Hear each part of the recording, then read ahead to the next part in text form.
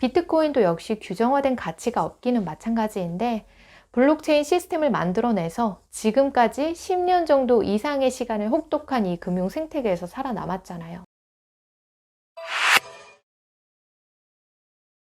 반갑습니다. 한주주입니다. 지난 시간에는 제가 한국 닷컴 버블의 원인에 대해서 말씀을 드렸는데요. 오늘은 이어서 그 닷컴 버블의 특징에 대해서 몇 가지 이야기해 드리려고 합니다. 이번 코인 시장의 혼란과 이렇게 좀 비슷하게 닮아 있는 부분이 있는 것 같아서요. 이렇게 혼란스러운 시기에는 평소에 내가 잊고 살던 거 꺼내서 들여다보기에 딱 좋은 것 같습니다. 그리고 좋을 때는 좋은 거밖에 안 보이잖아요. 그래서 되게 무리해가지고 질주하기 쉬운데 가끔 이렇게 제동이 딱 걸려가지고 과거와 현재를 되돌아보는 것도 꽤 괜찮은 것 같아요. 어차피 우리 모두가 1, 2년 투자하다가 접을 거 아니잖아요. 평생 그리고 수십 년간 이어갈 거니까요. 그래서 저는 이런 일이 오히려 투자 마인드에 있어서는 전화위복의 기회가 될 수 있을 거다라고 생각을 합니다. 저는 투자 막 시작했을 때 상투 잡아가지고 서킷 브레이크를 연속으로 2연타를 경험했거든요. 그래서 되게 좌절했던 적이 있었는데 이 시기가 오히려 저의 투자 방향성을 조금 건전하게 결정했다라고 하는 생각이 들어요. 지금 이렇게 어려운 시기 지내시는 분들께서도요, 먼 훗날이 되면 지금 내가 이때 겪었던 일들에 대해서 좀 감사함을 느끼게 되지 않을까 그렇게 생각을 해봅니다. 어차피 과거의 기억은요, 미래의 내가 해석을 하는 거니까요. 결과가 좋으면 어떤 힘들었던 과거도 멋진 기억이 되는 것 같습니다. 자, 그럼 그때 그 시절 힘들었던 과거 속으로 한번 들어가 볼까요? 1999년 그리고 2000년 사이에 그 짧은 기간 동안 벌어졌던 한국 닷컴 버블의 특징을 지금부터 살펴보겠습니다. 첫 번째 특징은요, 당시 IT 벤처 기업들이 그럴듯한 비즈니스 모델을 가지고 있었는데 이게 수익성이 뒷받침되지 않은 경우가 많았다라고 하는 거예요. 당시에는 기존의 굴뚝산업에서 찾아볼 수 없었던 새로운 아이디어랑 그리고 첨단 기술 비즈니스 모델이 대거 출몰했거든요. 미래 경제에 대해서 새로운 패러다임이 막 등장을 하니까 투자자들은 되게 크게 환호를 하면서 너도 나도 막 투자에 뛰어들어갔던 거예요. 이렇게 새로 생겨난 기업들은 가치평가 기준에 근거해서 가치 산정이 안 되니까 이런 주가 상승이 버블일 수 있다 그렇게 지적하시는 분들도 있긴 있었어요. 근데 주가가 막 과열이 되니까 이런 의견들이 점점 막 파묻혔어요. 그리고 많은 애널리스트들은 이런 현상을 뉴 이코노미, 그러니까 신경제의 도래다 이렇게 설명을 했습니다. 이렇게 신경제 사회에서는 새로운 평가 척도가 필요하다라고 하면서요. 기존의 가치 평가가 맞지 않는다 그렇게 주장하는 세력들이 막 생겨나기 시작했어요. 이때는 IT 기업 주가에 대해서 막 달콤한 전망을 담은 그런 분석을 하시는 분들이 인기몰이를 했습니다. 이런 분위기가 코스닥 시장을 광풍으로 몰고 갔어요. 근데 이렇게 새로운 비즈니스 모델에 입각했던 IT 기업들이요. 예상했던 것만큼 수익과 매출이 뒷받침이 안 됐어요. 나스닥 폭락과 더불어서 그래서 거품이 꺼졌고 주가도 같이 폭락을 했습니다. 수익이나 매출이나 순자산 같은 그런 일종의 기업 가치가 뒷받침이 되지 않는 주식은 투자자들이 믿음을 지탱할 수가 없어요. 제가 지난 영상에서 한국 닷컴 버블의 상징격인 기업 세롬기술을 언급했는데요. 세롬기술은 1999년 말에 매출액이 262억이었고요. 당기순이익은 11억 정도에 불과했어요.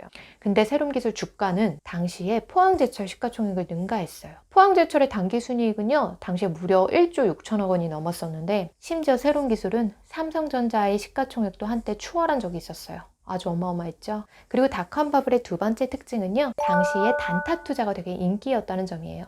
혹시 연령대가 조금 있으시다라고 하면 당시에 증권시장 분위기를 뭐 신문이나 뉴스로 이렇게 접하셨던 경험이 있으실 거예요. 당시에는 인터넷으로 주식 매매를 안 했잖아요. 그때는 조금 낯설지만 증권회사 객장에서 주식을 매매했었어요. 근데 1999년에 증권사 객장에서는요. 점심때 짜장면을 시켜 드시는 분들도 있었다고 합니다. 당시의 객장은 항상 이렇게 인산인해였고요.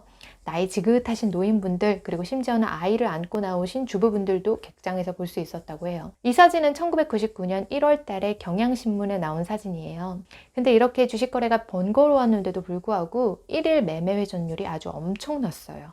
하루에 매매 회전율이 한 8, 90%에 달하는 주식이 있었는데 이건 대주주의 지분을 좀 제외를 한다라고 하면 거의 대부분의 투자자들이 이 주식을 사가지고 하루 이상 보유를 안 했다는 뜻이에요. 당시에는 이렇게 거래가 어려운 환경 속에서도 초단기 매매가 되게 성행했었어요. 닷컴 버블의 세 번째 특징은요. 당시에는 유상증자나 주식 액면 분할 등으로 인해서 주식 수가 되게 급증했다는 거였어요.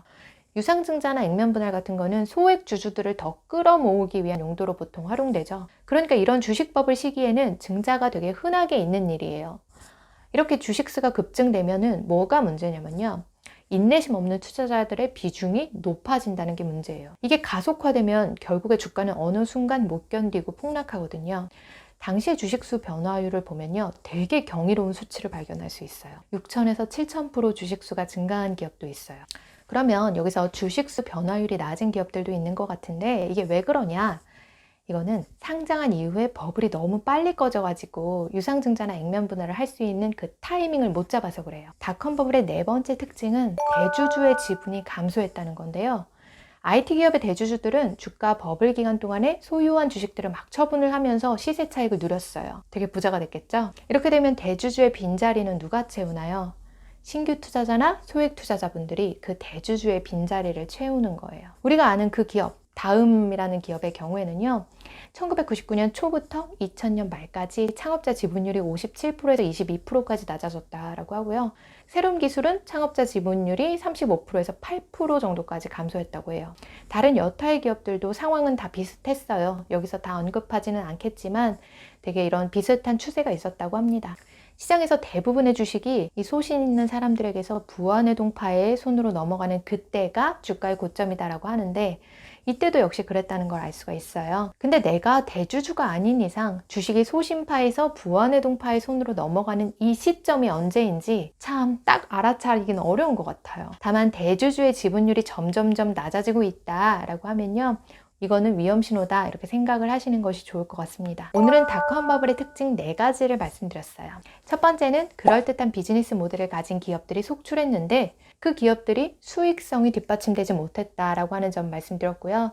그리고 두 번째는 단타 투자가 되게 인기를 끌었다라고 하는 거였어요. 세 번째는 유상증자나 액면 분할로 인해서 주식수가 급증하는 현상이 있었고요. 그리고 마지막으로 네 번째는 대주주의 지분 감소가 컸다 하는 게 있었습니다. 이런 닷컴 버블 시기의 특징을 살펴보면요. 언제가 위험 신호인지 좀 생각을 해볼 수 있겠죠. 근데 문제는 그 위험 신호를 내가 포착을 했을 때는 이미 폭락장이 시작되어 있었을 가능성이 크다는 거예요. 결국 이러나 저러나 탈출하기는 어려워요. 그래서 애초에 검증되지 않은 거를 손에 대면은 정말 많이 힘들어지는 것 같습니다. 코인 투자하시는 분들 폭락하는 이 상황 속에서 되게 속절없이 당하셨을 건데요. 다른 건 잘 모르겠고 저는 비트코인을 보유하신 분이다 라고 하면요. 어느 정도 시간이 해결해 줄 수 있는 문제라고 생각해요. 비트코인도 역시 규정화된 가치가 없기는 마찬가지인데 블록체인 시스템을 만들어내서 지금까지 10년 정도 이상의 시간을 혹독한 이 금융 생태계에서 살아남았잖아요. 그리고 어느 정도 비트코인은 제도권에서 인정하는 자산 안으로 들어왔고요. 거대한 폭락도 거쳤고 하드포크 위기도 견뎌냈고 이런저런 별일들을 다 겪어냈죠, 비트코인은. 그래서 저는 비트코인은 사라지지 않을 거다라고 생각을 하고요. 사라지지 않는다면 더욱더 단단해질 거라고 생각하거든요. 나를 죽이지 못하는 건 나를 더 강하게 한다라고 하는 말도 있잖아요. 결국 가상화폐 시장에서도 비슷한 일이 발생할 거라고 생각합니다. 살아남은 것들은 힘든 시기를 거치겠지만 더욱 더 강해지겠죠. 비트코인을 가지고 계신 분이라고 한다면 다음의 반감기를 지날 때까지 진득하게 보유를 하고 계시는 걸 더 추천드립니다. 힘든 시기에 대한 노고를 어느 정도 보상받지 않을까 하는 생각이 들거든요. 비트코인의 다음 반감기가 2024년 봄쯤이 될 건데요. 2년 이상 존버하는 게 말처럼 쉽지는 않겠지만 그래도 뜻이 있다면 한번 해보시기 바랍니다. 오늘은 여기까지예요. 주주님들 편안한 밤 되세요.